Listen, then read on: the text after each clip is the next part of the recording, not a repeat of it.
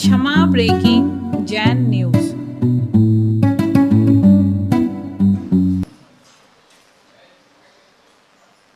आज मेरी बातें आपको बुरी लग सकती हैं, पर मित्र मैं स्पष्ट कह रहा हूं, भविष्य को देख के जियो। अब पड़ोस में बना के चलो,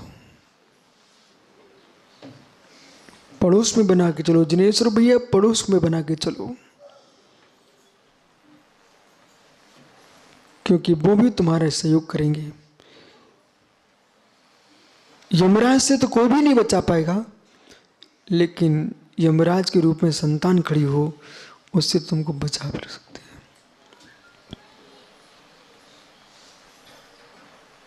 आप भी पड़ोसियों का सहयोग करना सीखो। सुख दुख में एक दूसरे घर में बैठना सीखो।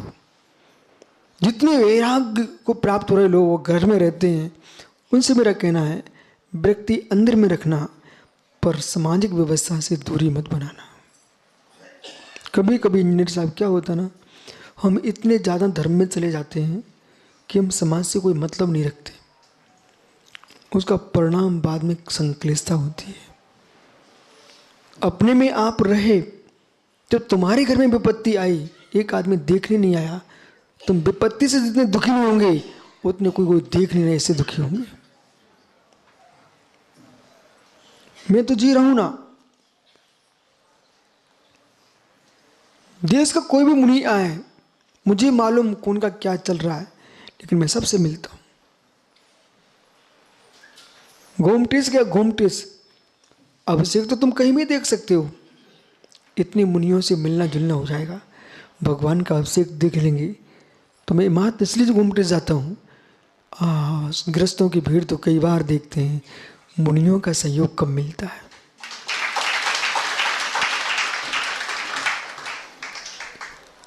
भैया एक एक महाराज से मैं मिला। आचार्य का समाचार है मेरे पास, विराग सागर महाराज जी का 18 के अभिषेक में। बोले बहुत ज्ञानी जीव है।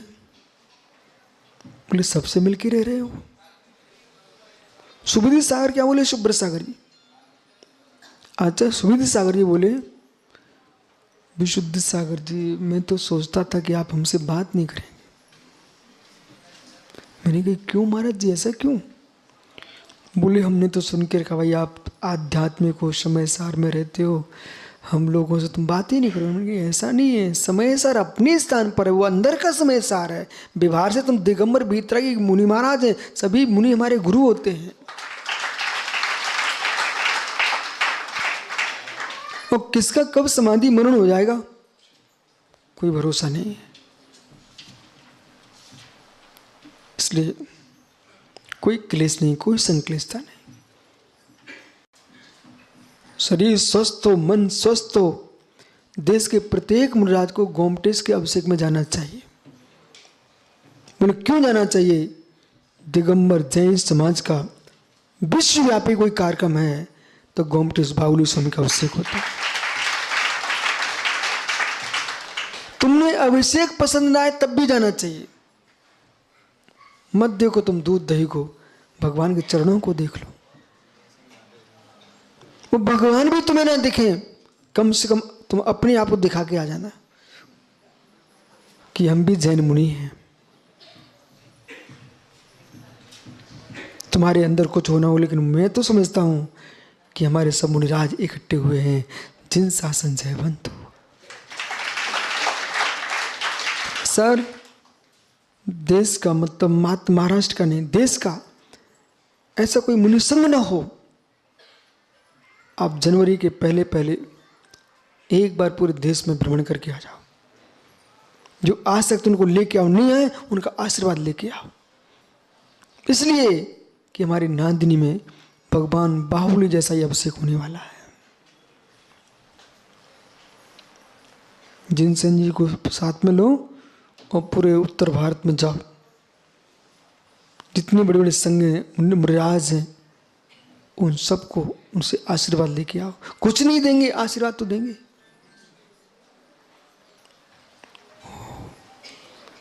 ये तो मालूम चले कि दक्षिण भारत में कुछ हो रहा है, नहीं तो अभी तक लोगों को गोमटेश का अभिषेक ही मालूम है।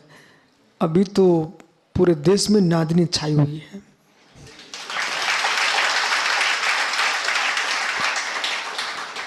जब मैं महाराष्ट्र में प्रवेश कर गया तब भी कहीं नादनी का बोर्ड नहीं मिला मुझे। आसपास में तब भी नहीं मिला। मैंने कहा है कहीं नादनी। यहां तक हुआ कि महाराष्ट्र के श्रावकों से हमने पूछा, बोले नादनी गांव कहां पर है। लेकिन अब कोई पूछ के देख ले सागर, नादनी कहां पर है। अब तो नादनी का नाद हो रहा है। ओहो, आइए दिनेश्वर भैया, आपको बात समझ में आ रही है।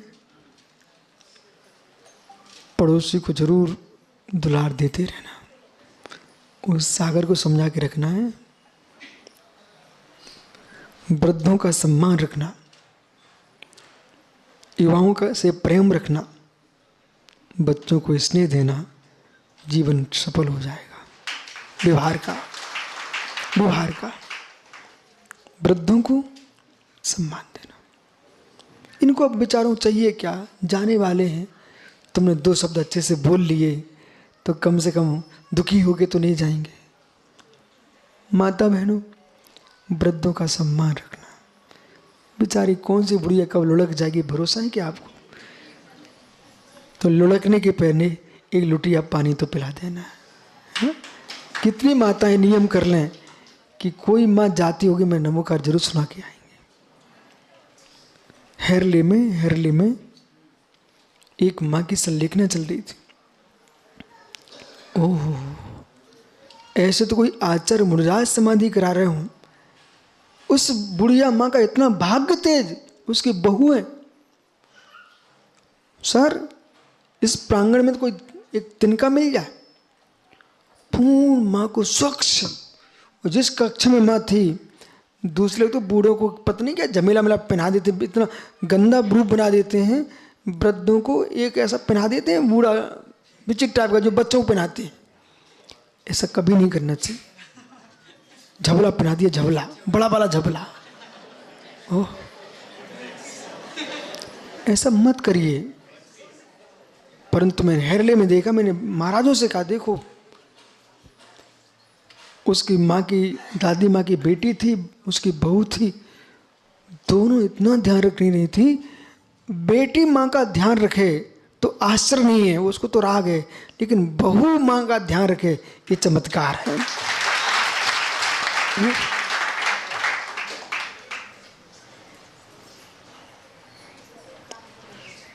मालूम, बेटियों को भी ध्यान रखना चाहिए, पर इसलिए ध्यान नहीं रखना कि माँ बता दो छुपा कहाँ रखा है।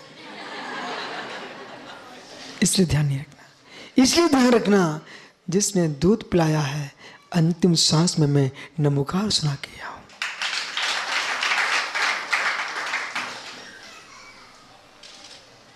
कल्लू भैया, आप बुंदेलखंड जा रहे हो, सो हमारा तनक संदेश भेज देना बुंदेलखंड में होते ही।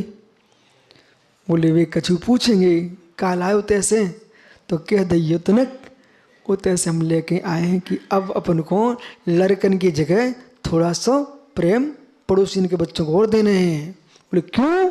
क्योंकि उन्हीं के कंधों पर जाने हैं। हो। ये बुंदेलखंडी भाषा है। ओह, तो मतलब सब बुंदेलखंडी खुश हो जाएंगे आज सुनेंगे तो। सत्य यही है, सत्य यही है। ये भूल लोगों को सुधारना चाहिए। एक सज्जन ने हमसे प्रश्न कर दिया गोमटेस में ही। देखो, प्रश्न करने वाले तो मिल ही जाते। बोले आपका अलग माहौल है, आप सब में क्यों मिल जाते हो? ऐसा प्रश्न कर दिया। हाँ, सुब्रत साहब एक ज्ञानी तो हमको अलग से समझाने आए थे। बोले महाराज जी, आप उत्तर और दक्षिण में सब जगह पुज रहे हो, इतने लोगों से आप दूरी बनाइए अपनी। मैंने कहा मित्र, ये पूजा के पीछे मैं मुनियों से दूर हो जाऊं, तुम पूजा उठा ले जाओ। पूजा रत्ना तेरे धर्म की है न कि हमारी है। और जितनी पूज्य है, हो सकता है कोई मुझे देख के सुधर जाए। हर व्यक्ति से मिलना चाहिए। सर, गांव में कोई दुखी है, मित्र विश्वास मानिए, आप पुण्यात्मा जीव हो, यदि आप उस घर चले गए ना, उसका आधा दुख तुम्हारे जाने से समाप्त हो जाएगा। कुछ मत देना, आप मत द्वारे पर पहुंच जाना, तो लोग ये कहेंगे ओ प्रोफेसर हमारे द्वारे आया है। हुपरी के महाराज थे सन्मति सागर महाराज, हुपरी वाले महाराज।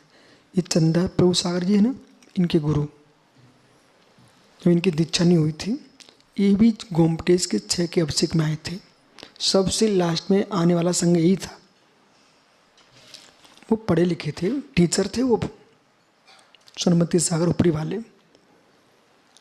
वो पहुंचे, अपने में रहने वाले साधु थे, शांत से। जब वो आचार्य विराग सागर जी ने हमें आदेश दिया कि विश्व सागर जी आपको दीक्षा देना है, आचार्य वर्धमान सागर का आशीर्वाद लेके आओ। मैं वर्धमान सागर महाराज जी का आशीर्वाद लेके आया, उन्होंने आशीर्वाद दे दिया। फिर गुरुजी ने दूसरे दिन फिर से कहा, अब जितने मुनि संघ हैं जाओ सबके यहाँ। क्यों? बोले सबको निमंत्रण दे के आओ, तुम्हारी प्रथम दीक्षा है, आप सबको निमंत्रण दे के आओ कि सभी दीक्षा में महाराज जी पधारें। ओह कल्लू, कह नहीं सकते अनुभूति। व्यक्ति को अपने बारे में कुछ पता नहीं रहता, लोग सोच कितने पवित्र होते हैं। प्रोफेसर साहब जो भी मुनिराज के कक्ष में गया, सब मुनिराज खड़े हो गए, दूर दूर से बोले अरे विश्व सागर जी, विश्व सागर जी आए। कि ओह कितनी आस्था लोगों के अंदर रहती है, उनकी आस्था को कैसे ठुकरा सकते हैं। मुझे सूचना ये मिली थी, वो सन्मति सागर तो कोई से बात नहीं करते। मैं कोशिश करता जा रहा हूँ। जैसे मैं पहुंचा उनके कक्ष में, उन्हें पूरे संघ को खड़े हो बिठा लिया। इतने गदगद हुए, बोले विश्व सागर मैं आपसे बात करना चाहता था, पर भीड़ में कोई बात नहीं हो पाती। उन्होंने महाराज जी मैं ही आ गया, आपको पधारना दीक्षा में। बोले जरूर। फिर इचल करंजी में हम आए, वो भी आ चुके थे वापस गोमटेश से। पूरे दक्षिण भारत की थकान मिटा दी उनने। कि एक पहला साधु मिला जिन्होंने ये पूछा कि आपको आहार मेरे साथ करना है।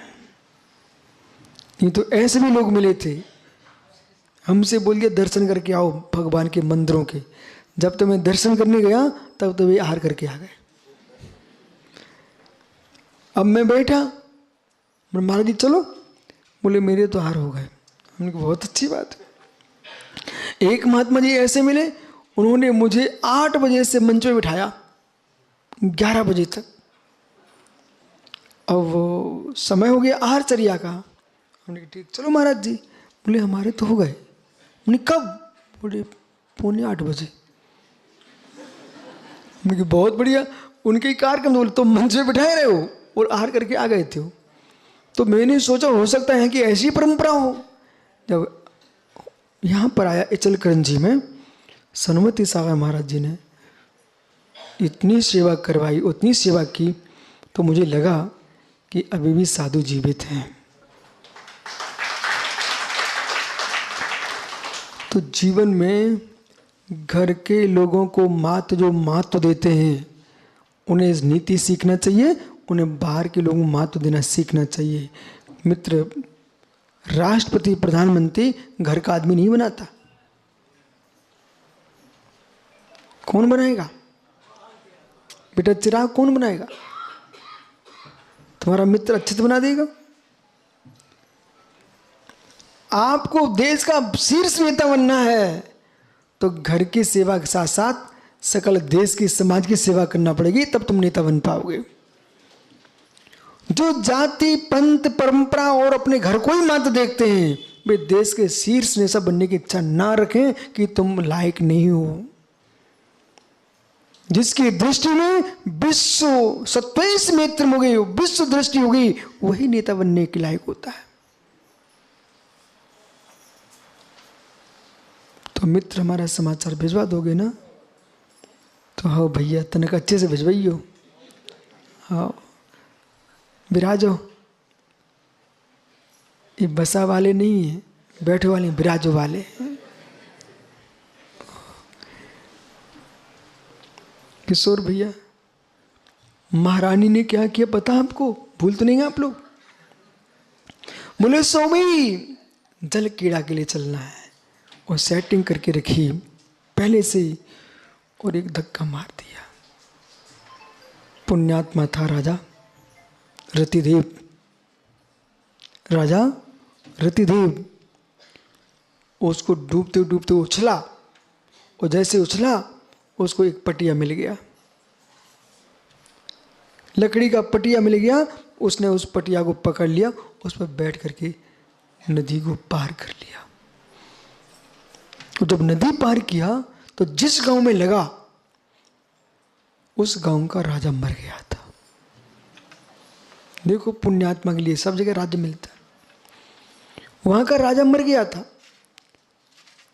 और 3-13 दिन भी निकल गए, कोई राजा की व्यवस्था नहीं बन पा रही थी। और ये रतिदेव वहां से निकला, एक आम का वृक्ष था नदी के किनारे दूर, उसमें जाके बैठ गया। थक गया था बेचारा, परेशान था। सो वहाँ थोड़ी देर सो गया। सोने के बाद जब जगा, फिर सोच रहा था अब क्या करूं। इसी बीच में जहाँ का सम्राट की मृत्यु हुई थी, वहाँ के राज वैद्य गुरुओं ने, ज्योतिषियों ने कहा कि ऐसे राजा का चुनाव नहीं हो सकता है। अपनी जो हथनी है, जैसे आपकी माधुरी बहुत चतुर है, बहुत चतुर है, मानना पड़ेगा, सब देख लेती हो। तो मालूम क्या किया गया? बोले इस हाथी के सूंड में कलश दिया जाए, एक माला दी जाए। आप पकड़ाओ तुरंत उसको। दिन आरती पकड़े, उसने आरती पकड़ ली, तुरंत वो हाथी उतारने लग गई। देखा आपने? तो ये हाथी जो है ना, ये हाथी जिसके ऊपर कलश ढोर देगा, इसको छोड़ दिया जाए, वही राजा बनेगा गद्दी का। देखो नियोग। हाथी चलता गया, नदी के किनारे तक पहुंच गया। और नदी के किनारे हुई आम के वृक्ष के नीचे रतिदेव बैठा हुआ था। हाथी ने जाकर के उसी पर कलश डाल दिया, और जो माला थी ना उसे गले में डाल दी। पत्नी तो नदी में पटक के सोच रही मर गया होगा, वो राजा बन गया और राज्याभिषेक हो गया। लेकिन उसको नारी के प्रति बहुत चिढ़ थी, क्योंकि भोग चुका ना बेचारा, कुछ सुनने ही पसंद नहीं करता, देखनी पसंद नहीं कर रहा था। अब तो राज्य पद पर आसीन हो गया, व्यवस्थित, कोई पूर्व का राजा था, राज संभाल लिया। समय देखो माँ, सबके दिन एक से, अब तो तुम लोग सब ज्ञानी हो गए, सबके दिन एक से नहीं होते। कल क्या माहौल था, आज सब सुना हो गया। शिविर पूरा हो गया, 16 कांड चल रहे ना। हाँ अभी तो पूजा होगी ना। हाँ मालूम प्रोफेसर साहब, समय कितना बलवान होता है। वो लंगड़ा, उसको टोकनी में रखे, गाने गा रही, ढोलक बजा रही। वो लंगड़ा टोकनी में बैठा बैठा गा रहा है। वो गांव गांव में घूमते घूमते उसी राज्य में पहुंच गई। कहां पर? जहां पर वो राजा, उनका पति राजा पुनः बन चुका। और जब वहां पहुंचे तो उसको तो स्त्रियों से चिढ़ थी। लोगों ने मालूम क्या कहा, राज्य में चर्चा फैल गई और राजा तक पहुंच गई। महाराज आपको बुलाना चाहिए, इतनी पतिव्रता नारी संसार में आज कौन हो सकती है? अपने लंगड़े पति को टोकरी में रख करके गांव गांव की यात्रा करा रही है। बहुत पतिव्रता है। राजा बेचारा सोच रहा तुमको पता नहीं है पतिव्रताओं की हालत। बोले हमसे मिलो ना। अरे ऋतिक सुन रहे हो क्या? संभल के जीना बेटा। हो हर नारी ऐसी नहीं होती, ये भी ध्यान रखना। नहीं तो बेचारी सोचे बोले महाराज हमारा घर बिगाड़ दोगे क्या? नहीं, आपका घर नहीं बिगाड़ रहे, पर संसार की दशा बता रहा। ओहो, राजा ने मना कर दिया तो अब तो नगर के गढ़ मारने पहुंच गए। तो फिर राजा को सोचना पड़ता है। बोले महाराज एक दिन तो सभा में बुलाया जाए, एक दिन तो सभा में बुलाया जाए। बोले भाई बुला सकता हूं, उसे गाना भी सुन सकूं, लेकिन पर्दा डालना पड़ेगा। मैं पर्दे के अंदर रहूंगा, उसको तुम लोग सुनना। बोले ठीक है, जो भी आप करो। बुलवाया गया। अरे भीड़ पे भीड़, बोले पतिव्रता आई, पतिव्रता आई। पर मालूम जैसी राजसभा में प्रवेश किया और रानी ने पहचान लिया, ये तो मेरा स्वामी है, यहाँ तो मेरे प्राण चले जाएंगे। एक पत्थर पड़ा था, पत्थर उसने देखते ही उसके अंदर घुस गई, चट्टान में दम घुट के मर गई। बोले क्यों? कि इनको मैं नदी में गिरा करके पतिव्रता बनी घूम रही हूँ। राजा ने ऐसे आंख उठा के देखा, वो भोले संसार है, भोला संसार है, भोला संसार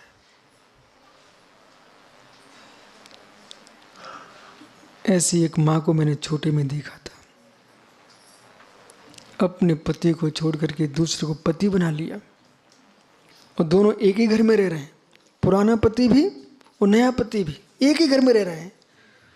वो स्वयं जा करके वृंदावन में चले गई, साध्वी बन गई। और वृंदावन में साध्वी बन गई, गंगा जी में नहा के आ गई। और मालूम इसके बाद फिर गांव में आ गई,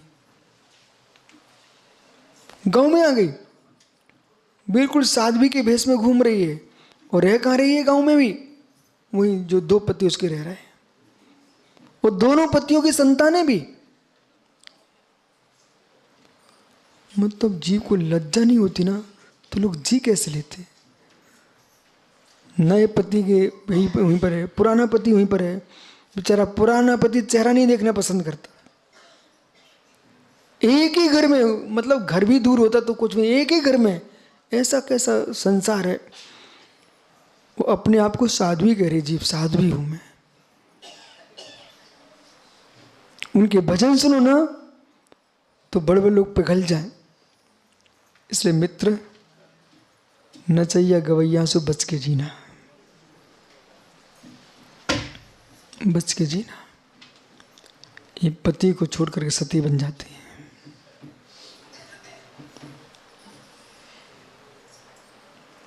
क्या हो गया आप सबको? हैं? जीवन में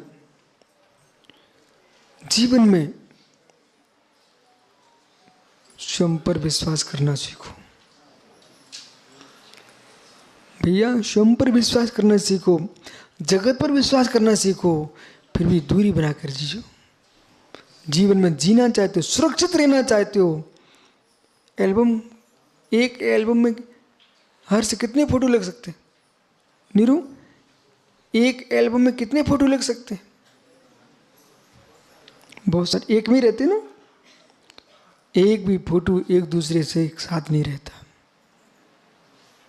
पर रहते कहाँ हैं? रहते कहाँ हैं? एल्बम में। पर रहते कहाँ हैं? एल्बम में जैसे फोटो रहते हैं, यदि चिपक गए तो खराब हो जाएंगे। जैसे एल्बम में तुम फोटो रखते हो, एक ही एल्बम में है, परंतु प्रत्येक का खाना अलग है। बराबर प्रत्येक के लिए अलग पन्नी लगी हुई उसके अंदर। ऐसे मित्र तुम जगत के बीच में रहो पर एल्बम में फोटो की भांति रहो। चिपक गए कि गए, चिपक गए कि गए, निसंग सागर गए, चिपक गए तो गए। बना ले, दूरी बना के रखिए।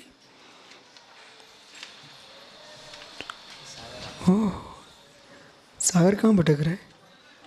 हाँ सागर भाई, अच्छा पाना बहुत अच्छा कर क्या है। 10 उपास थे महाराज ने। मित्र दूरी बना के रखोगे ना, किशोर पाड़े सब हमारे हैं, हमको के नहीं है, सब हमारे हैं, हमको के नहीं है। संयम ऐसा जिएगा ना बेटा, सब पर राज्य करेगा। चिपके गए।